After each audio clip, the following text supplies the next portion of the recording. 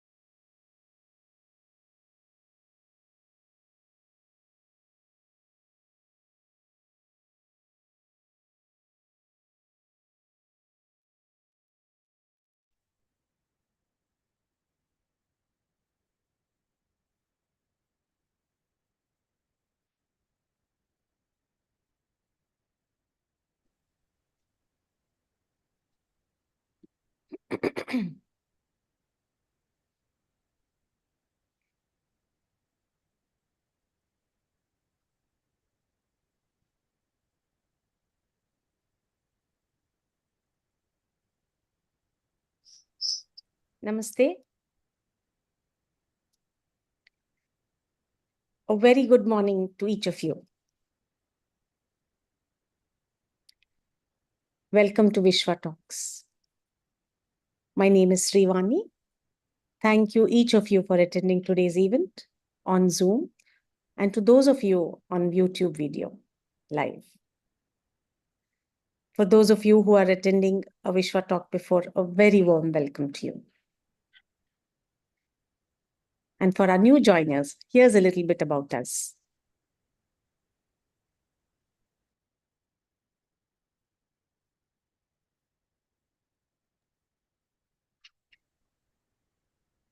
Vishwa Talks is here to create awareness among people and to protect our social heritage and to let people make their own decisions.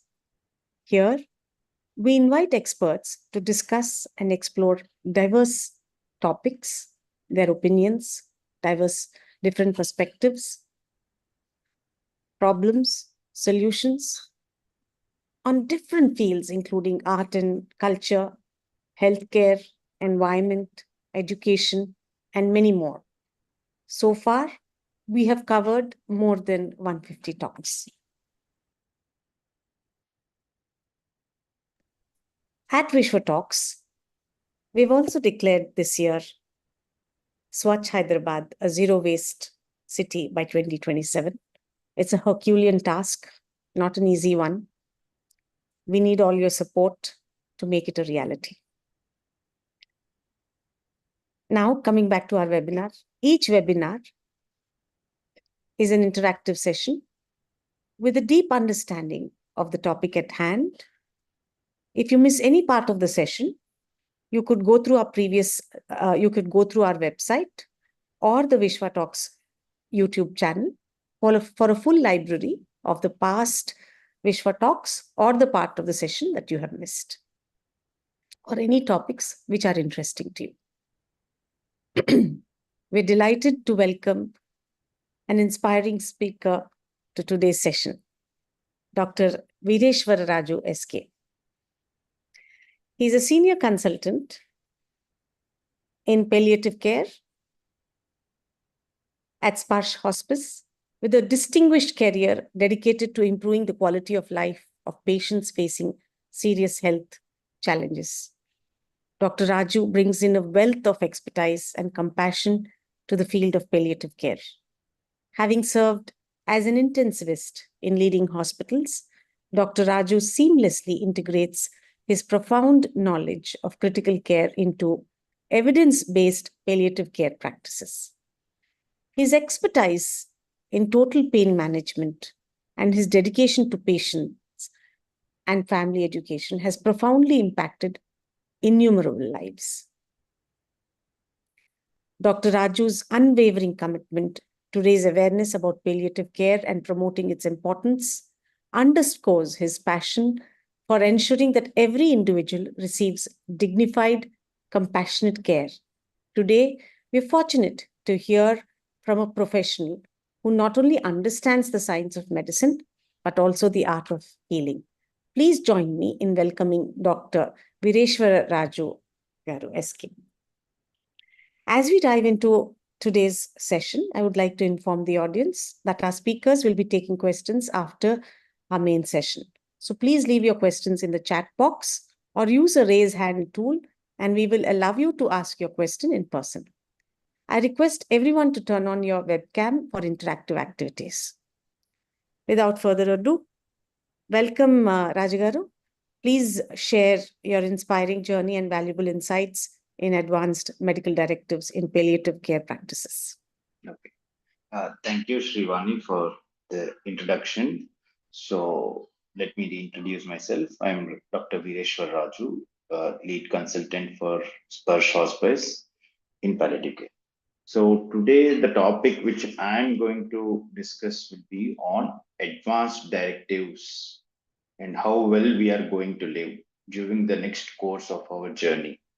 So this concept is completely new into the Indian scenario, and the legality parts and those are the things which I'm going to brief you over the next 30 to 40 minutes. So what it is, what is a living will, what is an advanced directive will, when we have to take that, when is the time to start talking about that. So over the next 35 minutes, I'll be just discussing you, and it will be an interactive session. It is nothing like a medical talk or anything. It is an interaction between everyone, and you can ask your questions, and I can let you know at that point of time. So I'll start my presentation.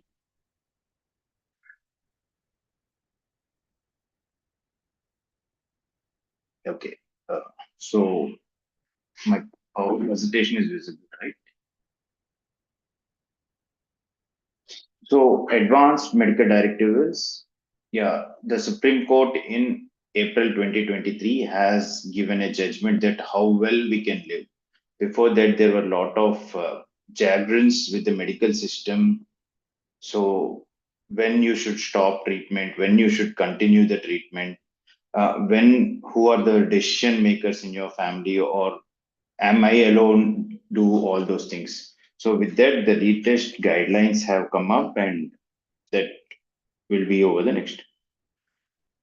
So we are ahead of from rest of the world in the digital finances, but not too far behind in communication and medical technology.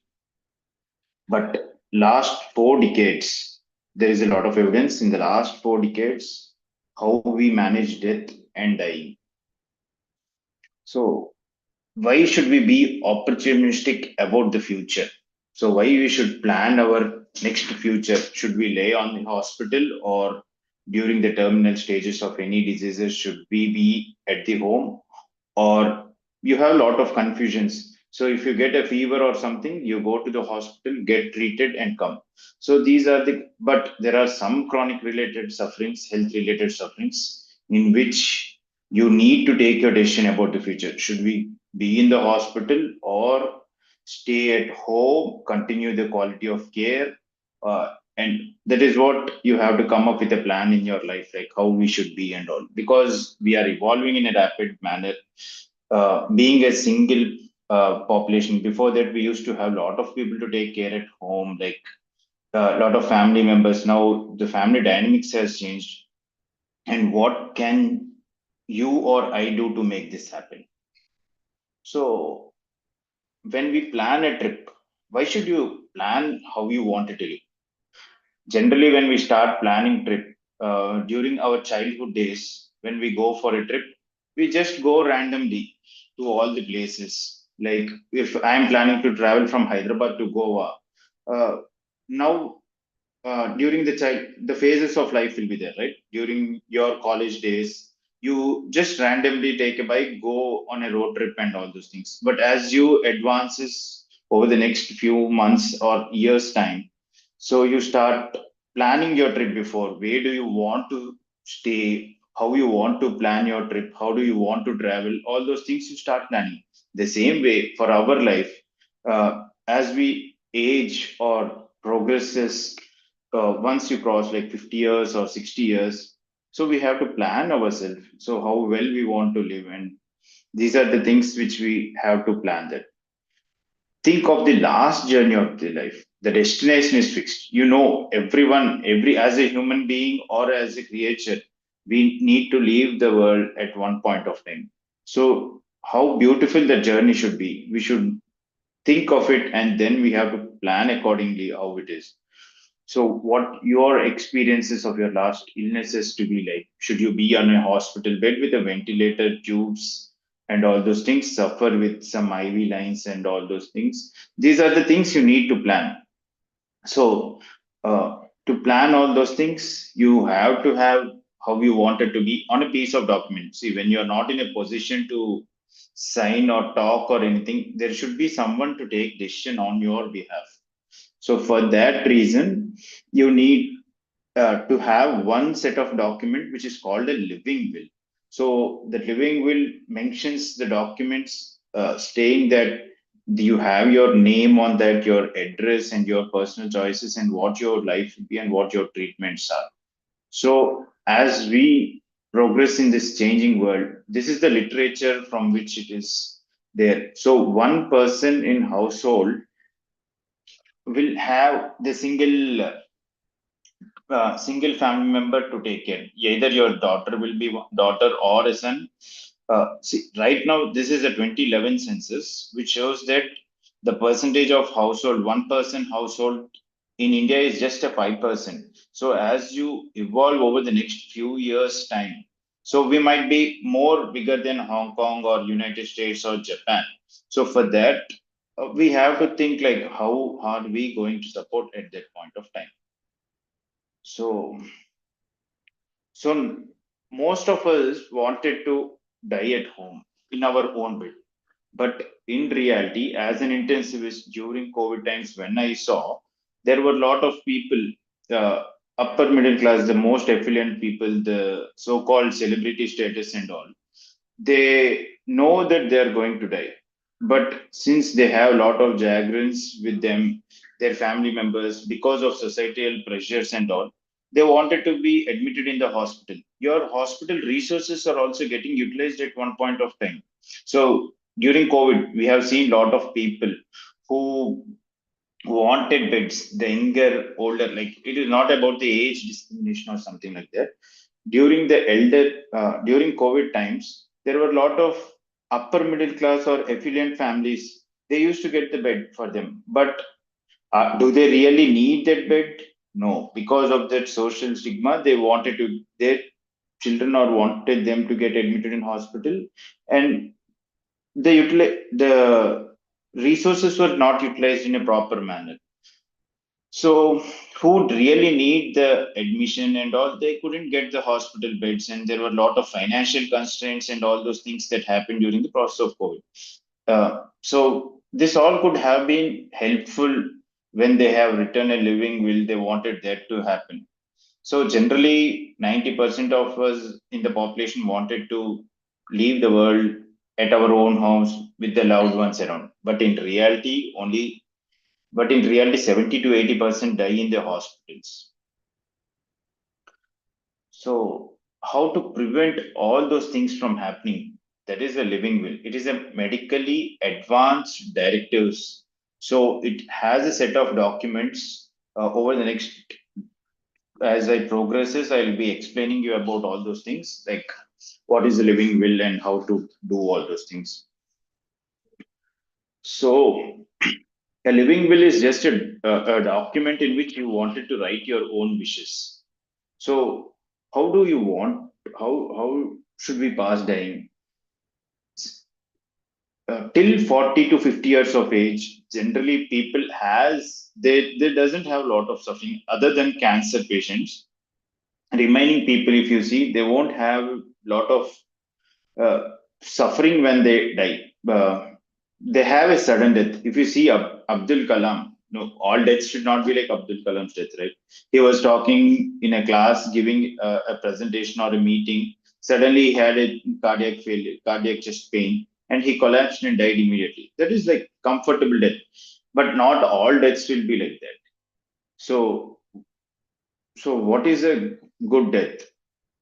Good death, you have to know when the death is coming and to understand what can be expected. So there are three components in a good death, like how we should leave the world at the end of our life. So to know when the death is coming, we have to understand. Then we should have a time to say goodbye and control the timing, to be able to leave when it is time to go and not to have a life prolonged pointlessly. There is no point in, there is not a good death. You prolong your death and you have a lot of suffering. Anyway, you're going to pass your phase of life.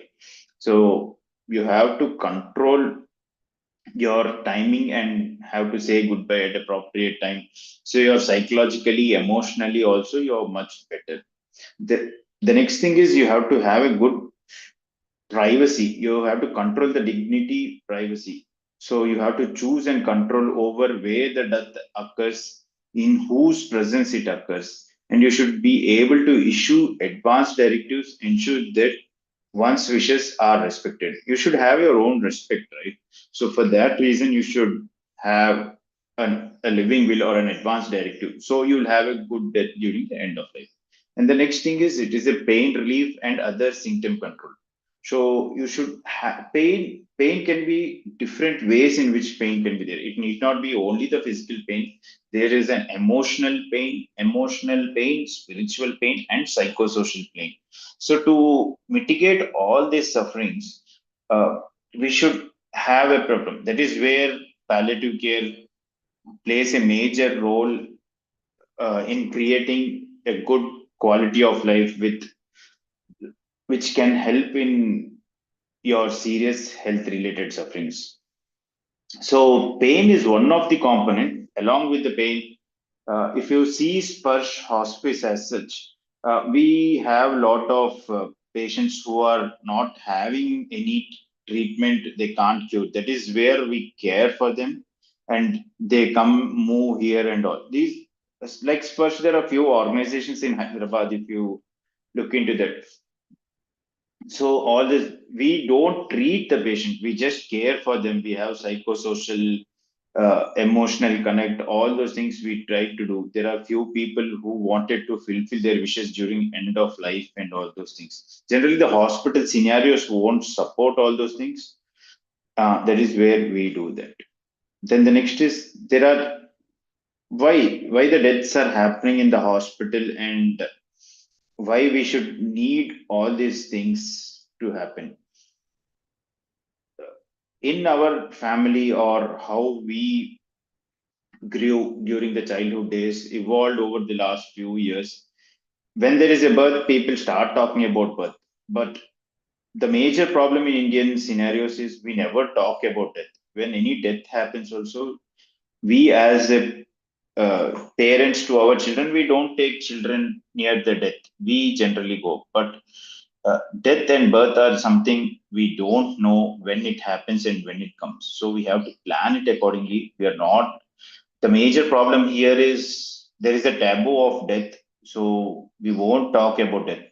My father will not express his last wishes or whatever it is, because he thinks that no, these are not going to happen practically. There are a lot of things, and the way he grew and all those things. So we are not talking, not willing to talk about death, lost opportunities for last wishes, last opportunities for life reviews, like emotional setting of accounts. We will never plan. So who should take what property? That is the reason where there are a lot of disputes that are happening in Indian scenarios. So our law doesn't permit parents, patients, and families to take control, but now the law, legal systems are changing rapidly. Doctors are scared of making decision to withdraw the fetal care. As a doctor, if you see 5 years or 6 years back, when I was working in intensive care unit, we were always aggressive in treating. We know that patient is going to pass away, but we give all sort of treatment, either because we are afraid of the medical legal systems, or we think that the family will start suing us in the court, and the legal system is much hierarchy. The default option is we generally continue till the bitter end.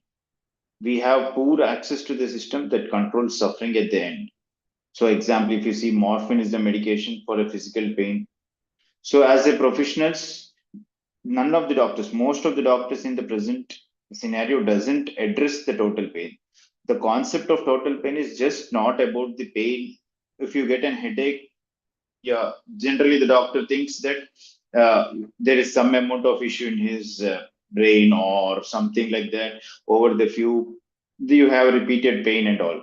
But the concept of total pain is like you treat in all the four components of pain. Either it is a physical pain, emotional pain, social or a psychological pain, or a spiritual pain. If you see the cancer, there can be a pain from the disease as such. The second thing can be a psychological or a social pain that can happen because of the person, that he or she had cancer, and they always think, is it going to cure and all those things? That is amount of psychological distress they have. That is a form of pain. So all these four components should be addressed with care. So we as a palliative care physicians, we think of all this total pain. Palliative care is just not a medicine; it is more than a medicine, which we also deal with psychological, emotional, and spiritual aspects. So now you should think of your last journey of your life. So we plan the last journeys of our life. So how do you plan it? So who has this information? When I am on a ICU bed or something like that, I'm not in a position to take my decision. So we should clearly write in the document who has that information, who is your surrogate maker, and who is planning your next treatment. The surrogate decision makers are the persons on your behalf who are responsible for the plan and to implement all the things. So the next thing is, I am a doctor. So generally, the patient expects us to prognosticate them. Like we should foresee before itself, like how are they going to progress over the next. As a patient, you come to the doctor, you go to the doctor to get it treated and cured. So you expect. So generally, I'm just giving an example of cancer scenario. So generally, what happens is once they are diagnosed with the cancer, everyone, most of the patients doesn't get cured or recovered anything, but as a doctor we should foresee and foretell them. We should tell, you're like this, you're going to progress like this, and that is what. But most of the doctors doesn't prognosticate, they just tell you will continue the treatment day. So whatever the conversations are happening, we should be honest, accurate, and optimistic about this thing. But to be, these all three things make us a very difficult thing to understand for the people as well. This can be a difficult. So what we face in a regular scenarios as a doctors are thing, when your near and dear ones are during their last stages of life, or they be in an ICU with tubes inside all the cavities like nose, mouth, and all, taking artificial breathing on their end. Generally, we say this is a Telugu word like nothing chappodu. That is what generally the families will tell to the doctor during the conversations we have. And even the doctors are not competent enough or skilled enough to train the breaking, how to break that bad news and all. So there is a no in medical curriculum, the way in which communication should be delivered, there is no training like that. So the doctors were always into the physical mode of those things. Communication is one of the key major things that builds a rapport with the family members. And patients, families, communities needs to understand that honesty is really a best policy. You be honest, whatever it is. As a family member, what is your expectations from them and what he wanted, and this is. So depression, anxiety worsens with concealments and collisions.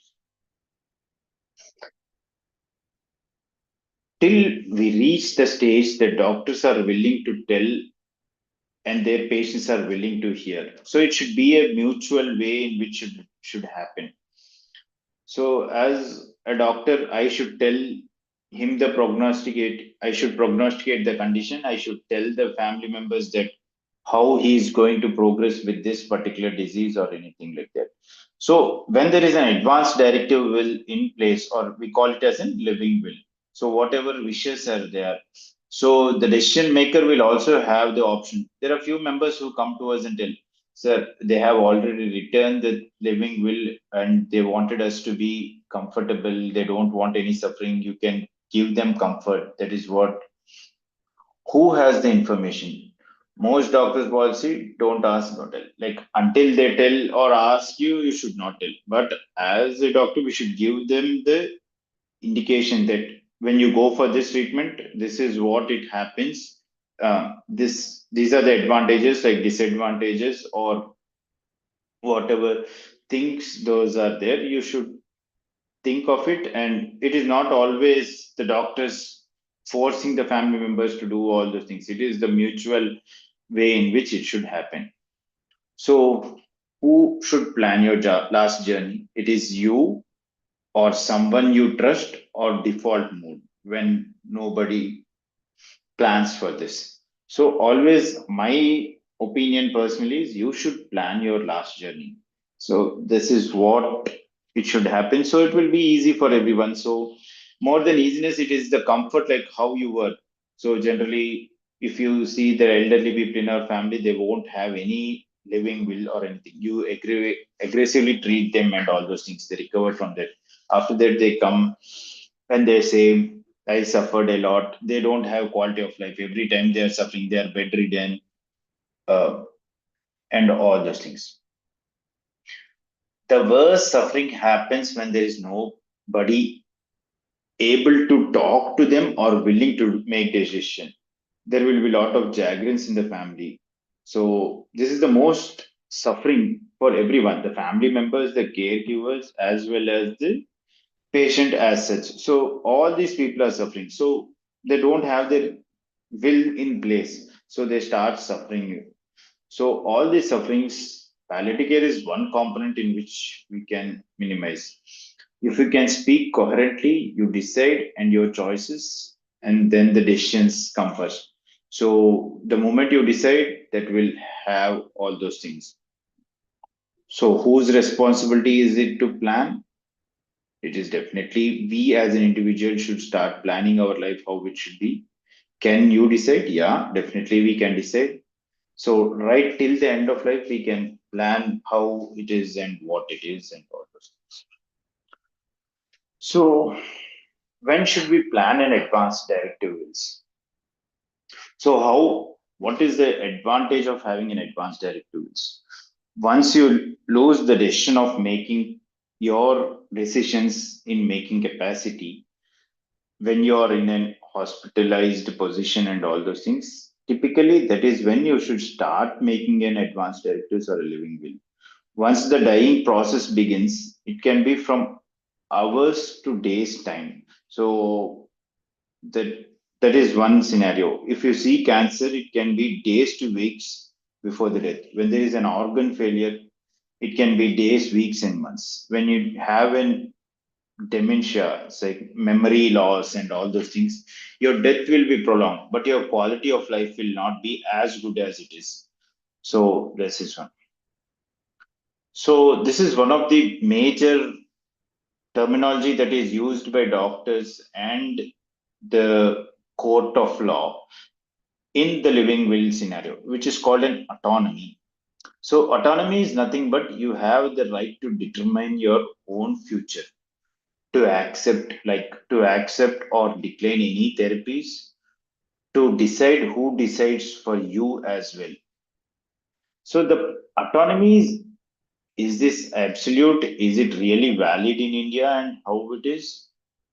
This concept has been from the Western worlds, but in India in 2023 April, the Supreme Court has given a verdict that your advanced directives can be will with lot of change. Before that, in 2018, there were a lot of rules. You should go to a magistrate, be in front of them, document all those things. There was a lot of hiccups in that. So in 2023, the Supreme Court has given a verdict that you can have your own advanced directives, sign it on an 100 rupees stamp paper with a surrogate decision maker, like your family members who can take your decision on your behalf or as an representative from your side, and you should submit this paper in the uh, local panchayat office.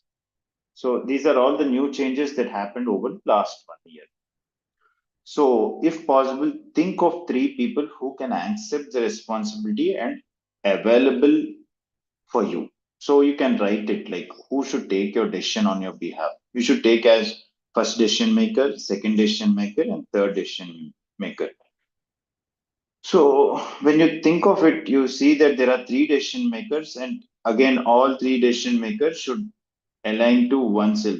That is very difficult thing. So generally, at this point, So if the first this decision maker is, because once the first decision maker is not there, then you go to the second decision maker or third decision maker. But if the first decision maker is available, he can take the complete responsibility and he will be on your behalf. But remember, this is not any committee or anything like that. They can talk to each other, but only one person should decide this. So the next decision is, where should we pass during the end of life? Is it a hospital, home, setting? So if you see in hospitals, when they want to pass away, they generally move. No hospital takes them in a ward or in a room. They move them to an acute care setting like an ICU. If you see ICU, there are lights which are constantly on, continuous masks, continuous noises will be there, strange people. You don't know all the people inside the ICU. There are a lot of, generally, if you see the ICU setups in India, there are 10 to 12 people in one room with lot of nursing staff supporting them, wearing the masks and doing some sort of painful procedures like IV lines and all those things. So do you have the right to refuse your life-saving treatments? Definitely, you have your, as an autonomy, you can do whatever you want. In many patients, they do save life, but in many others, they only prolong the dying process. So life-saving treatments will generally prolong. In ICU, if you see your rates are high, so it will help only to prolong the dying process. So like IV fluids, artificial tube feeding, dialysis, ventilator. These are normal procedures that they do in ICU, and these will prolong the dying process. But how well they, out of 10%, 10 people, only 1% of the people will recover from this. But what is the quality of life they have? These are all the chronic health related sufferings. So now you don't want to be in an ICU. Then next, where it is and what is it going to happen? So you have in hospitals, either in medical ICUs or a hospital wards. Then you have something called extended care facilities. The new concept like assisted living and hospices. Hospices are the places where your last stages with near and dear ones can happen, but there are again few restrictions that lot of people will be not be there available at that point of time. It's up to you to make the decision. So the next thing is it possible to pass away comfortably at home? Definitely yes. But considering the present family dynamics and scenarios of the present generation of people, uh, it is really difficult to do that. Yes, you can do it at home, but generally, practically, if you think who will do it at home when you are having any suffering and wanted to do anything. So the thing is, who will do this seva at home now? So sorry. So one, generally in India, as it's not discriminating something, it is sons and the daughters. Generally, the daughters will be the one who provides care. So the breadwinner of the family will go. Out of three daughters, one will lose the future. They have to spend together with the family members, stay with them, be those things. The present, that is where the assisted living facilities or hospice facilities have come into place right now. So the next thing is, what is the cost you have to provide by doing it at home? In US, it will be like 70,000 to $100,000 per year in an extended care facility. In India, it will cost you around like 6 to 12 lakhs per year at home alone. When you want to have a doctor to come on a regular basis to visit you, the nursing care, if you leave your job or anything like that, that is also a part of this calculation. So these are all the practically difficult things what we experience, and the patient family members, patient son, children, or someone comes to us and generally tell on any point of time. So the prognosis also we can't tell. So it can be like 5 years, 6 years. If you see a memory loss or dementia patients and all those things, the duration can be like 10 plus years, it can be 15 years, and all those things. So now the living will is just a document. A process and a system is needed to make it effect.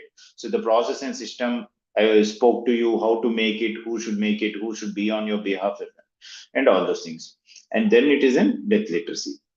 This system is called advanced care planning, a process to guide decision making about your own healthcare if and when you don't have the capacity to decide for yourself. So when you have lost the capacity, that is when the advanced care planning will come into place. It is so advanced care planning has two components. One is proxy decision maker on your behalf. We call them as power of attorney. Then the next is guidance. So what type of life you should have, you mentioned in that advanced directive. What level of care you're expecting. Some people wanted only the medicine, they don't wanted procedures like tubes and all those things. What is your hope in face of illness? And then all this comes and you should document it in a living will. So how to do an advanced care planning? So as a person, how you should do your advanced planning? You should think you wanted that. You should discuss with your family members. So they are the ones who are in the next step. Once we are sick, our family member takes on our behalf. So then we go to an hospital like healthcare, like a doctor and all. So you should discuss with everyone has one family physician. You should discuss with them how you wanted your life to be and how you wanted to pass during the end stage of life. Next is you have a counselor. You can have a counseling session like what are the pros and cons of this and what it is and all those things. Next, you should include in your medical records that you have an advanced care planning in place. So the new doctor or the next doctor who is there, when you're at night on an emergency, who are coming to an hospital of that particular thing. So if it is documented in a medical records, so advanced care planning will be there. So advanced care planning is a system to see that is acted upon. How is ACP advanced care planning used? If and when you lack capacity to take your decision, living will advanced directive wills can provide guidance for your surrogate health carer, power of attorney to your family, your healthcare providers, and doctors. So advanced care planning can be used for all those things. So the Supreme Court has authorized us to appoint a surrogate decision maker as a part of advanced medical directives. So when to make an advanced directive will or a living will is when you have a new serious health related suffering. That is when you can start thinking of your advanced directives. When you have repeated hospitalizations for one particular scenario, and when you have a change in your care needs, you whenever your mind tells that no, this is the end, like how I want it to be, and all those things. The next thing is any point, any time in your life, it can happen. It always seems to be too soon until it is not late. So always think of it and plan accordingly. So the next thing is you can have it out. I have written an advanced directives. Next thing is when I go to a hospital, they won't do anything. The medicine has evolved in such a way that like 6 months back you think when there is no treatment, now there is a treatment for that. So at that point of time you can revoke your advanced directives at any point of time instantly orally. So you can just tell it as I don't want this advanced directives. You can change it. You can give a new advanced directives. You can discard the old one. There is no legal system in anything in this. You can just go get that paper removed and have another paper. So I want everyone who has listened to this to think about advanced directives, how they wanted their life to be. So it will be beneficial for their planning, and it will be useful as a decision maker for their children and all those things. So your systems will be clear, all those things will be clear. Thank you. So now we are open for discussion.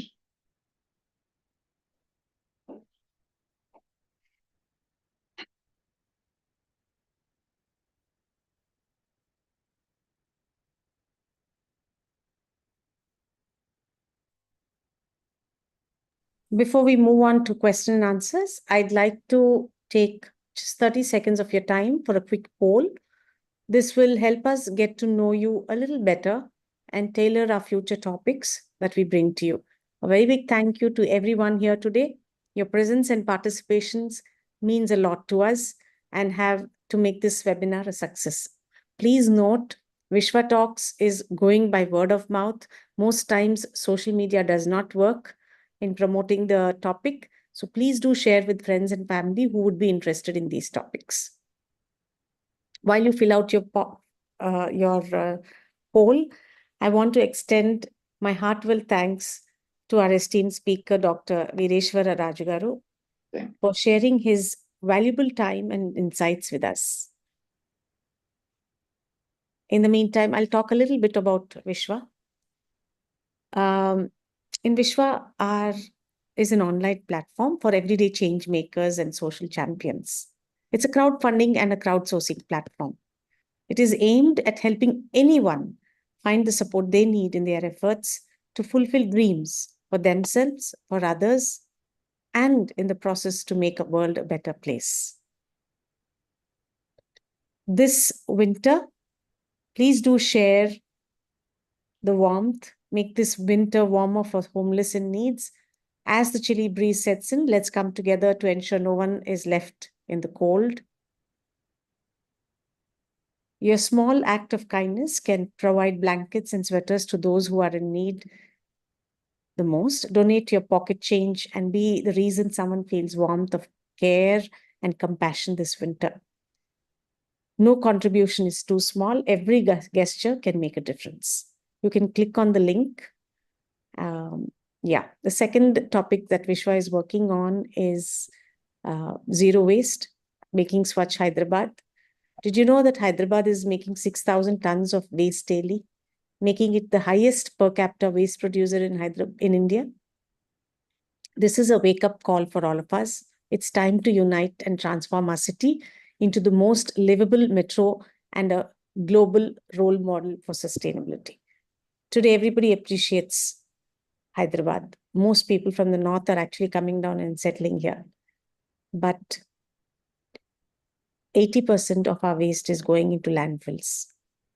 In Bangalore in 2016, when a similar situation happened, nobody was willing to collect the waste for almost a week. All the citizens had gotten together and then addressed the issue. Do we want to wait for that, or do we want to mitigate that situation and move from 20% recycling to 90% recycling? For those of you who would at least want to make that happen in your own lives, in your own homes, please raise your hands.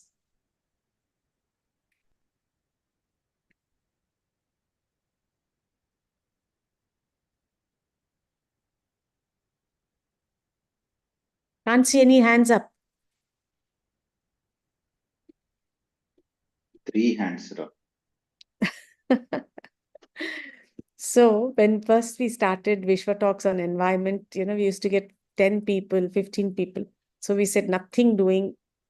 Some of our Vishwa Talks team was saying, let's stop having talks on environment. And we said, no, every 2 months we're going to have it so that the awareness grows.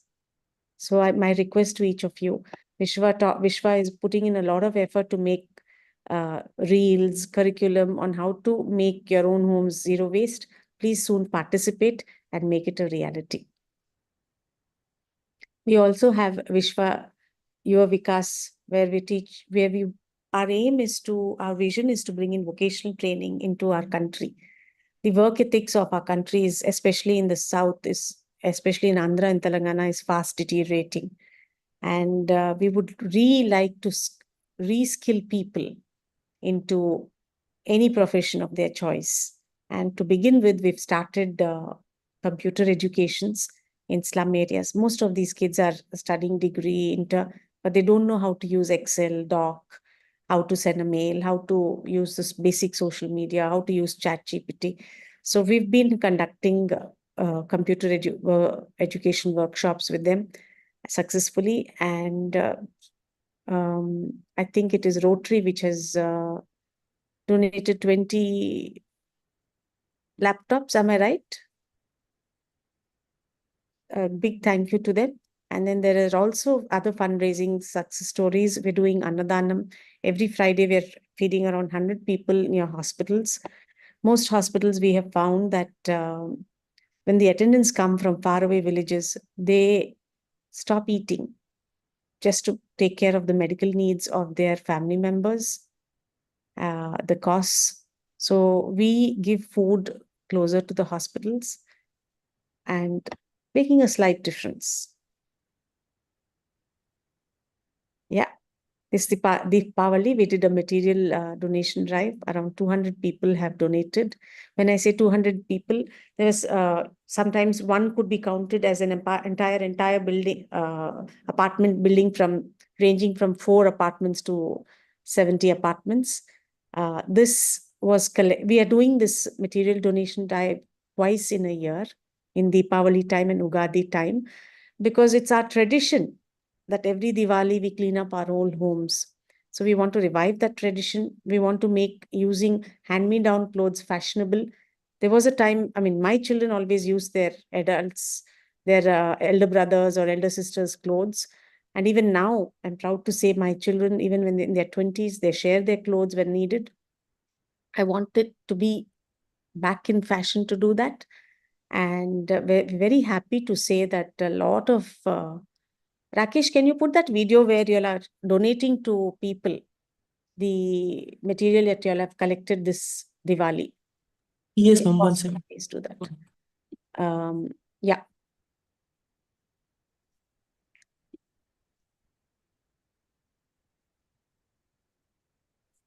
No, we only collect in Hyderabad. You should take on. Mr. Deepak ji, you should take on in Mumbai. It's not so difficult.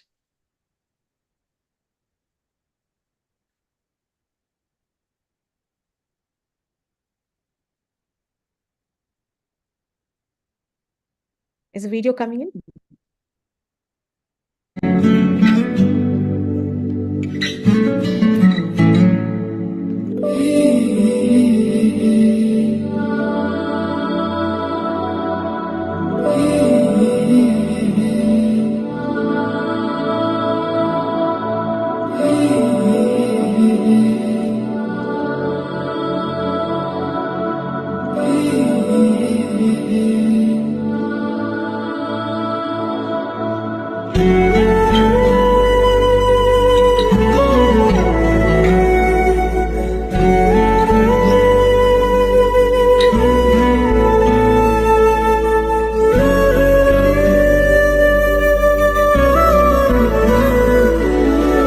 There are all the people in each slum that are collected.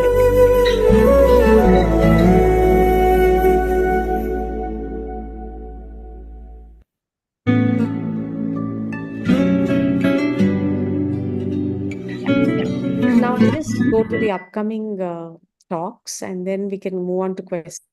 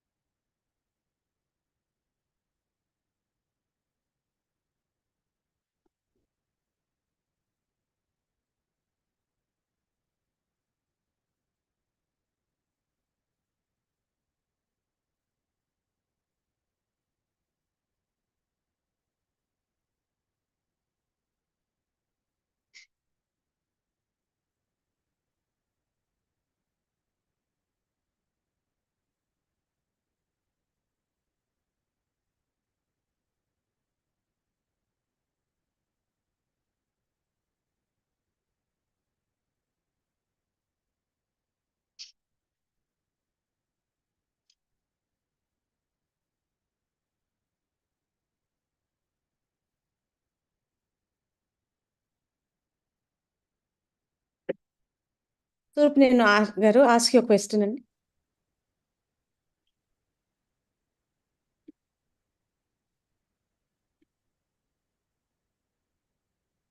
yes, Mr. Deepak, would you like to ask your question?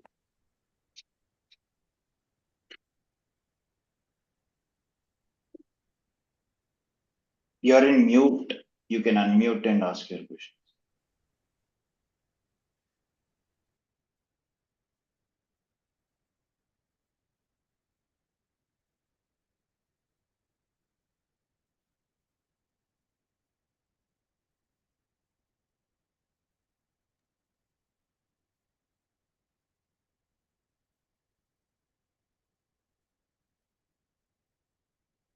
Deepak sir, you're still on mute.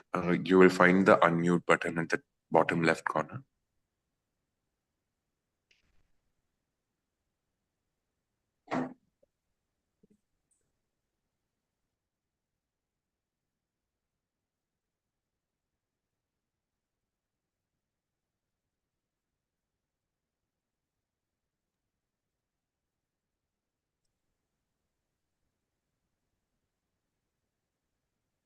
Now I ask him.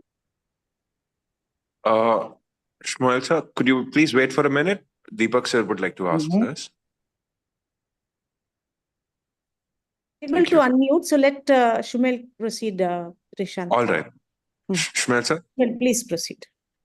Okay, thank you very much. Very interesting presentation.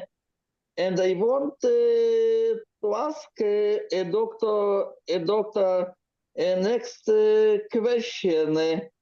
I want to ask you what, according to your opinion, need to be a role of governments and different authorities in effective care in people in last years of their life. So during the last years of life, it is how they want it to be. When we give a prognosis to them, they can come and have prior discussions with them, so we can create a policy for like these are the things they wanted. There are few people who wanted not to go for ventilator and all those things, but they wanted to have a pain control or their symptom management. So you can accordingly we can go what is written in their living will. So it is their decision to take that. So we have to support in that process. If you come and tell the living will is there and we see that there is a living will, so we go for that.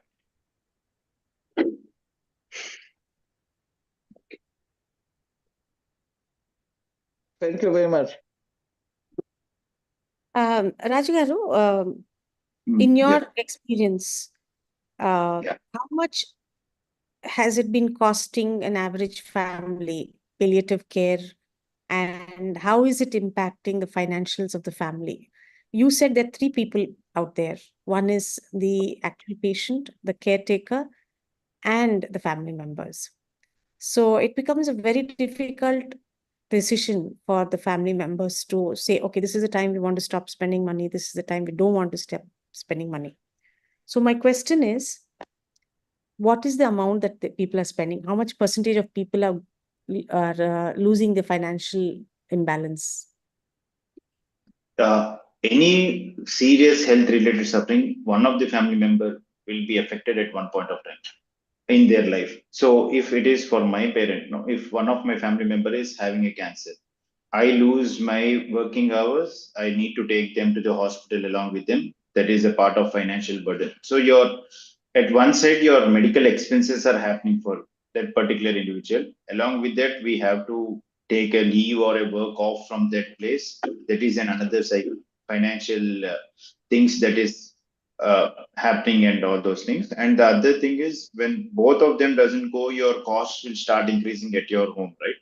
So if you see at home you have to buy your cooking groceries, all those things, so that will also be a more burden to them. So it mounts to them, the pressure of the financial things are mounting to them on a regular basis. So it depends on individual person to person how much they spend at one point of time. But as per the literature, it is like for a middle income group, they tend to lose like 3,500 to 6,000 rupees a day overall when you calculate A the day. cost. Yeah. So upper A middle day. class, yeah, a day. Yeah. So it includes all the food and all those things calculated. It adds a lot of financial burden to the family. So at the end, if you see at the end of month, it will be like 70. So if you are earning a 35,000, no, your another 35,000 will be an added stress for you as well. So all these things will mount on those. Other than that, there are medical equipments that are needed, like machine, pipette support, oxygen support, or wound dressings, and all those things. It will add cost. It is a chronic thing. It is not a small 1 day or 5 days like in hospital stay, right? it can be few months to years time. So all these things will add a lot of cost and burden. Lakshmi Narayan Garu, will you ask your question? Yeah, good morning, sir. Good morning, sir. Yeah, it's a very good initiative, definitely. And yeah, I'm a qualified rehabilitation professional by the Okay. Rehabilitation Council of India. For the Okay. last 20 years, I am well connected with welfare or dignity of senior citizens as well as the persons with disabilities. Okay. Now, I have got 2 points to get a clarification from you, sir. Okay. Initiative is very good because in disability also we are trying to Mm. get in a better solution with the support of a government and NGOs, that every parent is having a concern that what will happen to the child after us. Yeah. We're also trying for a life care center with the legal security, financial security, including social also, like an inclusive community to be developed in a different part of it, sir. Now, my concern, because of my 2 years experience meeting with the people of both affordable or poor people, Mm. first point is, sir, for the poor people and the one who are living in the slums, Mm. availability of such information, accessing them, and affordability is the biggest challenge, sir. Yeah. That's the one. That's the one, sir. Now, I'll Mm. go for the second point also.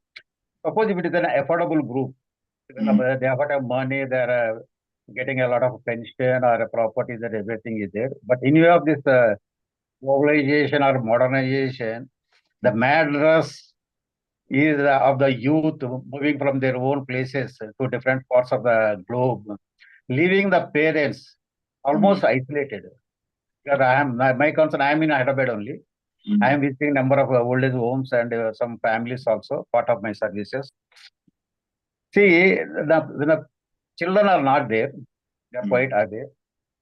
And they may be having a money, having a house also, but mostly they are at the mercy of the caregiver, which is sometimes legally protected, but other times they're all worrying that no one is there around them.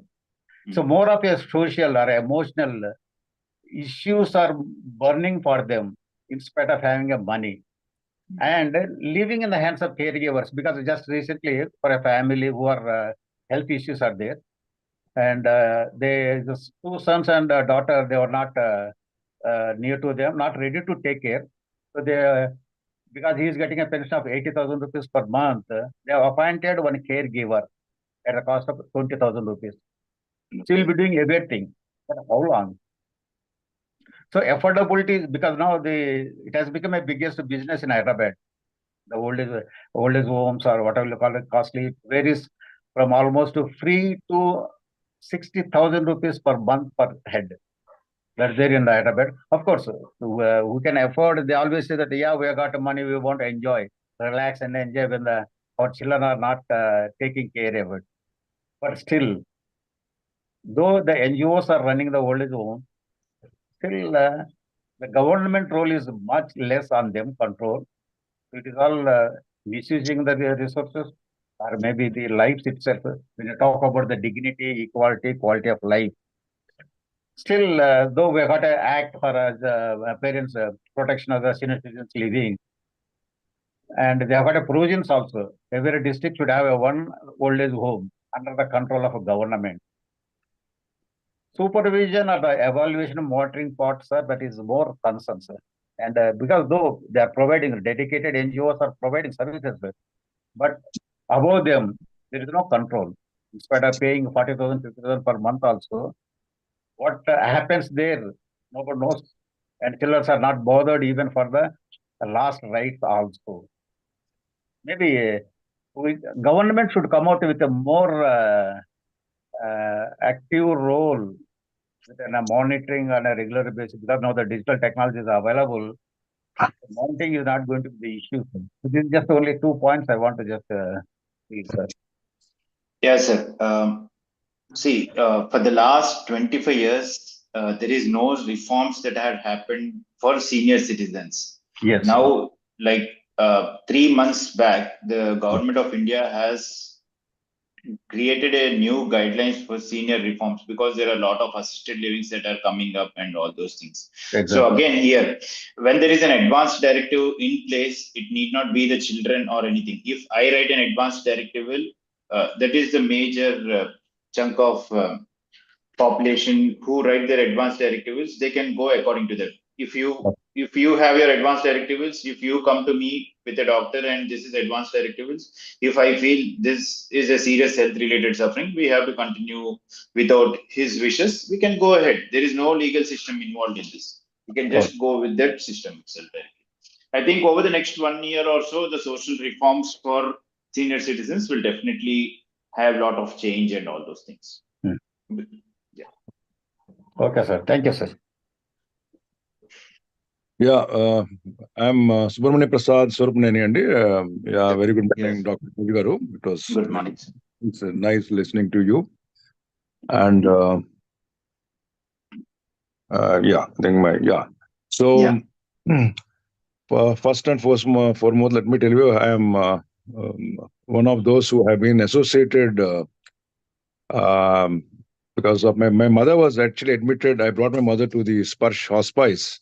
Yep. December 22, she breathed her last there. And let me say that overall, she was at AAG for a month, diagnosed with peritoneal cancer. And I must say that we do not regret having brought my mother to the Sparsh Hospice. I think that statement of mine speaks a lot. So it was a very, I would say, a positive experience.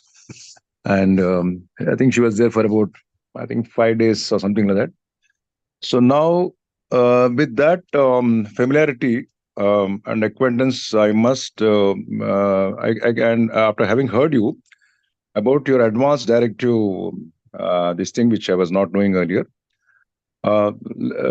why can't, since your hospice has got medical professionals and also a counselor there, the right people, can we come to you with a request to help us in making that advanced directive? And secondly, probably the other thing is the legal sanction also. Now, are you saying that in our country there is a legal sanction for this is required? If so, is it easy to get it done? So two things. One is I'm suggesting that your hospice can help us in getting through our directive, and secondly, also getting it that legal thing. And since you mentioned power of attorney, you said power of attorney. I mean, is it going to be something like a document which has to be authenticated by a legal person? What is it like? Okay. So to your first question, my answer is we are always open. You can come at any point of time to Sparsh and we are there to support you. And within the next the legal system has changed now from 2018 to 2023. So even we are trying to come up with an advanced directive clinic at Sparsh Hospice soon. So even before that, you can walk in anytime. We are always there to help you to prepare the document. And it is just a 100 rupees legal paper which you need to sign it, and you can tell can take the decision on your behalf of that. So the next question, the second one is there is a power of attorney in the sense once you start giving your autonomy, like my decisions should be taken on my behalf if I'm not competent enough to tell it to this particular person. So we'll take his decisions and we'll follow accordingly. There is no legal system, or it was there in 2018, but 2023 the legal system has changed. On one piece of paper, if you sign it and give it, that is done. So power of attorney generally comes for withholding and withdrawing treatment. So suppose one of your family member is admitted to a hospital without any advanced directives. Then before that, it used to be in the law, we should go to the court and do it. But now there is a primary board and secondary board constituted by the hospital. They have the full decision making capacity to take the decision from withholding and withdrawing the care of that particular person when there is no advanced directive. This plays only when there is no advanced directives. Oh, that means once advance directive is made, let's say with your help, that can be submitted with you, and that's it. There's no need to do anything. Yeah, just the local panchayati office in which you are staying. That's all. For the legality purpose, other thing you can submit to us. That.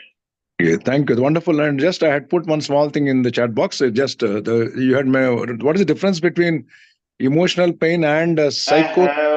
I have replied to that, sir. Emotional pain is we generally have. If you, as you said, your mom had a cancer. She was having an emotional thing. Why it happened to me? Did I commit any mistakes in my life? So that is the reason they are emotionally suffering with that sort of pain in their things.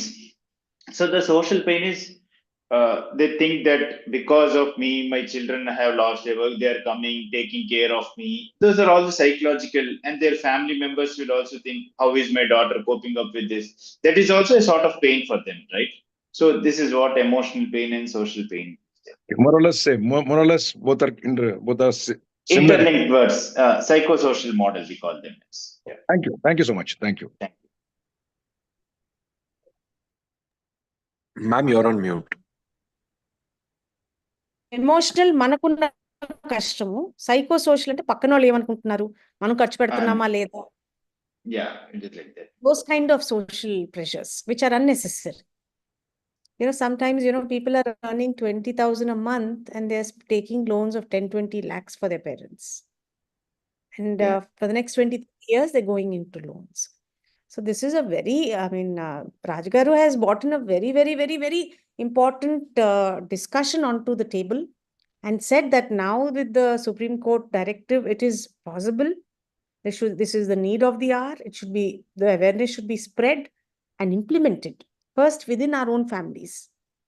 At least each of us should take 100 families where we can get this implemented. With our own parents, with our own siblings, with our own children, we should get this done. Yeah, thank you for your questions, Andy. Very pertinent and useful. Okay. Next question. What are the books, Rajagaru, that you would suggest? Like there is a book for living and dying in the Buddhism books. Have you heard of that? Are there any such books that you would recommend for people who should prepare for death, so that when people leave this abode, they leave complete about their life? Yeah, there is a book written by Sadhguru, The Death. Book name itself is The Death. So it creates how the process of life and all those things are there. The book depicts from starting to ending how the process of our human soul. So each religion, if you're talking about, like, there is individual religion has a different things. Why do we cremate at after the life ends? What is the reason for doing cremation? What is the reason for burying? What is the reason for doing? Each religion has that. That book clearly tells how it is with a lot of evidence in place in that. So do we I can also just send you. Please. Do we also have? I'll just send you the link of that book as well. Sure, please.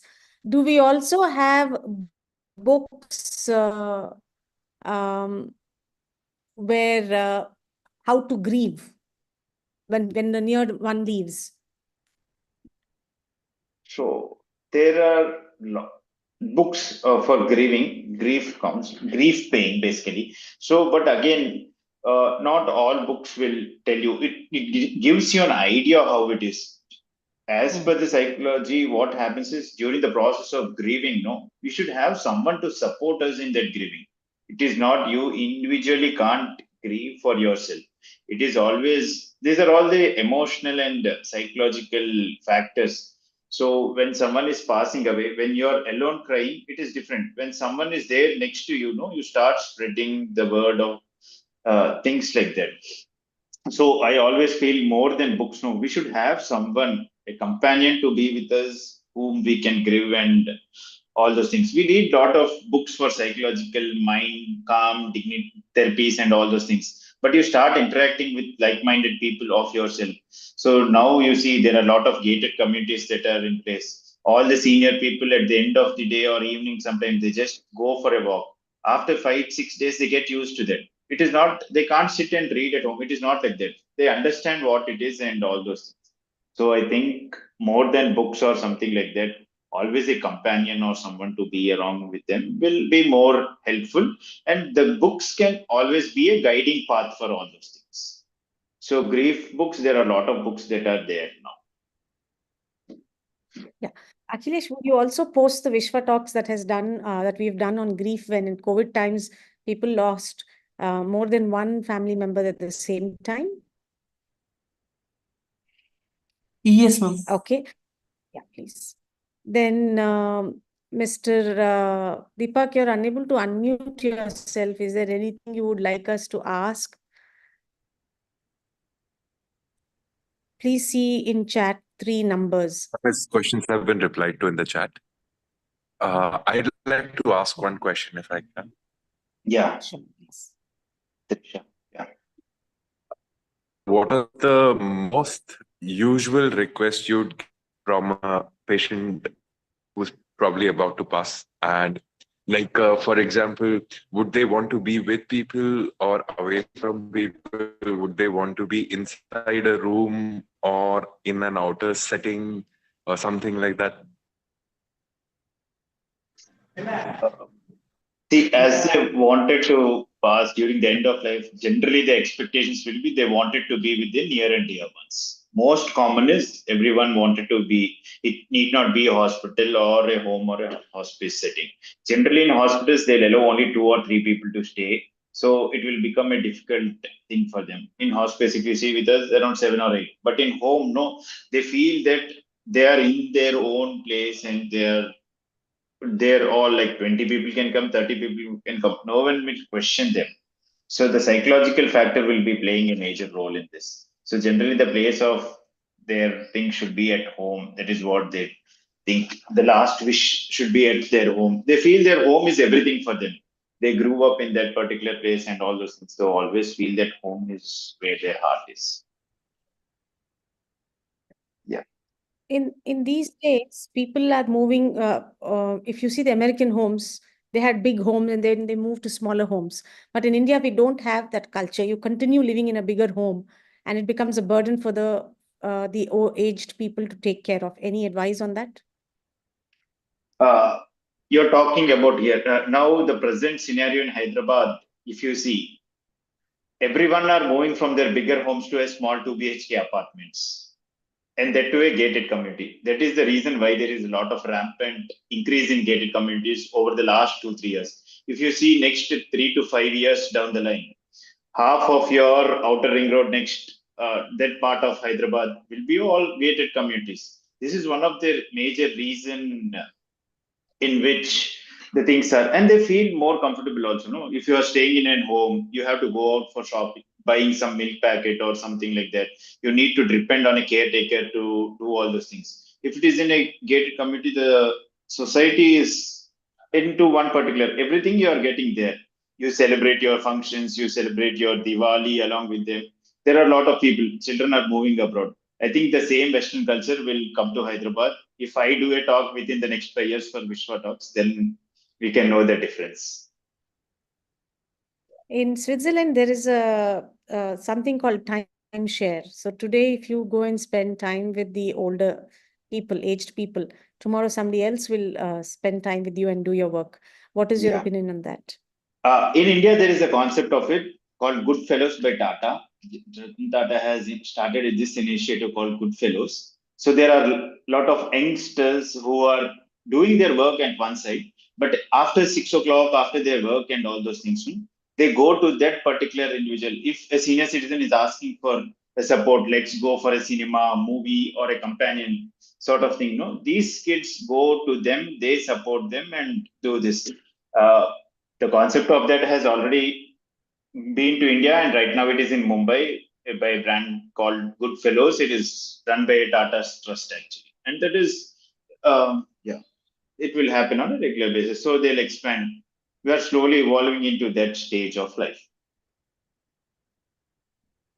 Excellent. Another initiative that we have heard that's happening in Switzerland is when housing communities are being made, or when daycare centers are being made, they're being clubbed with the aged and the youngsters. What is your take on that?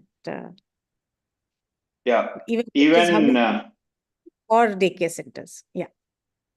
Even that has been extrapolated to Indian scenario. In Bangalore, there are 3 branches which are there right now. Brigade Group, they have tied up with Columbia Pacifics and they have started one along with St. John's Hospital. Even in Hyderabad, the Manipal Hospital is coming up with the kites thing within the next future. And all the gated communities are getting affiliated to this. That is where their real estate is also increasing at once. So it is a win-win situation for both. See, generally what seniors think is they don't want it to go and spend in some other places like an assisted living facilities. So why can't they bring the same thing into their community itself? If you see a 30-acre compound, no, the 5 acres will be dedicated to them and your ambulance will be there. You have a clinic in most of the gated communities thing. So that has extrapolated to India already. And within the next few years, it will happen. It's already happened. In Bangalore, if you see, there is Brigade Group, which has already done in a 132-acre campus. And they are mix of villas, homes, hospital, stadium, all those things are integrated together. Excellent. I'm so glad that you're sharing these situations with us, examples with us. Another thing is, I remember one of my Pednana, he was living in Vijayawada, and all his kids were living abroad. And he had a very good caretaker, but the man would live with his family, but he would threaten him that he would stop taking care of him unless he writes his properties to him. And how rampant is this situation that you have come across? This is one component. This is generally rampant in India. So how the human mindset is, we provide them a general duty assistance for them, like your family member has taken their service. So what they do is they'll be alone at home. So they're like an idle mind is a devil's workshop. So they have a lot of things and all. We, the previous organization which I worked as in home care setting scenario. So we send the people, we get an nurse on board, we give them as a home care service provider. So 1-2 months they'll be okay. Next they start stealing their mobile, stealing the gold ornaments and all those things. So that will become a burden to them. So there are a lot of things that happen on a regular basis. We have to look and make all those. Hi, sir. I'm a geriatrician in Mumbai. What is the scope of geriatrics in Hyderabad?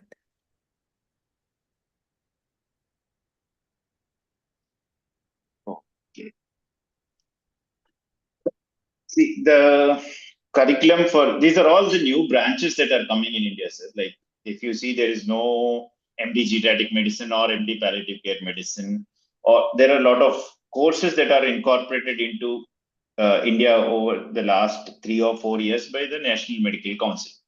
So if you see, I'm practicing palliative care medicine, but I'm not a MD palliative care. It is in sub-branch, like an MD anesthesia.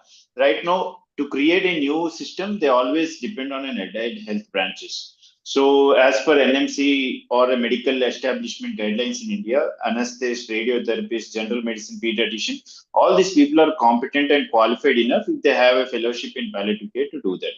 But in Hyderabad, there are very, very minimal qualified geriatricians.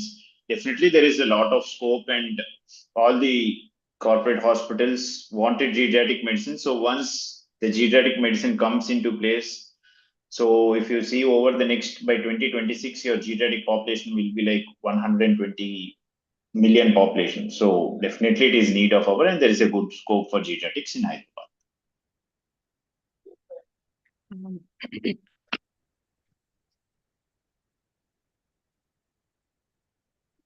We have also noticed that people, as they're aging, they don't know how to write their checks, how to write their, as you said, gold ornaments are being taken away and all. So, what is the percentage of old age people who are going through this issue? This again comes from the literacy background of what they are. If you see, like only 20% of the people will be in a position to write their check or something like that. But again, in that 20%, 10% will have some amount of memory impairment and all those things. So definitely there is a lot of need for people who can trust them in writing all those things and support them. Again, that is where there are a lot of bank financial frauds happening, and there is a lot of rampant in India because when you're competent enough to do that, you will start doing it of yourself. Once you start giving to others, you don't know what it is and what is happening on a regular basis. If you see in Sparsh for me, no, there are like few senior doctors who are already in that place. They come to me and they ask me to help in their regular bank transaction sort of things. So generally, it is more need for who can support them during that process of life. So definitely, I think someone should be there. It is not that they don't know; it is to make them understand that the processes are evolving over. It is not the check which you write like 10 years back is different from now. The same writing, but the thing is the process is different. So always there should be an helping hand for that, and we have to trust them before doing. Okay, Andy, thank you so much. Very pertinent topic, need of the hour. It was very nice of you to come forward and talk about it. Thank you. Thank you to all the participants. It's a need of the hour. Please do share with your friends and family. And to the team in Vishwa, wonderful talk. Thank you so much.